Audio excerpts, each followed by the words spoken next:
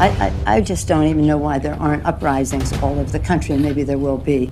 People need to start taking to the streets. This is a dictator. You know, there needs to be unrest in the streets for as long as there's unrest in our lives. Enemies of the state.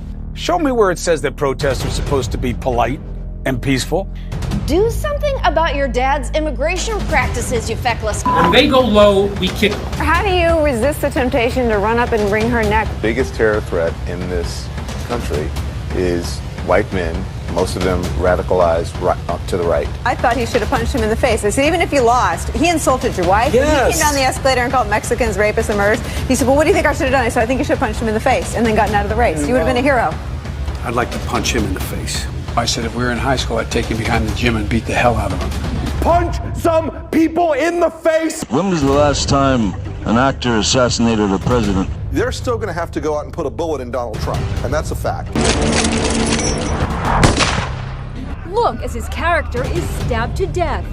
Where is John Wilkes Booth when you need him? I have thought an awful lot about blowing up the White House.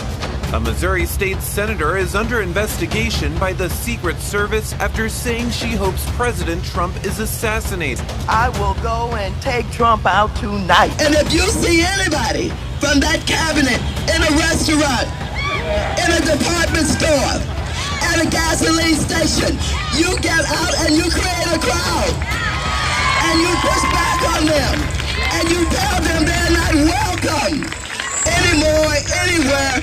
And sadly, the domestic enemies to our voting system and our honoring our Constitution are right at 1600 Pennsylvania Avenue. They're not going to stop before Election Day in November, and they're not going to stop after Election Day.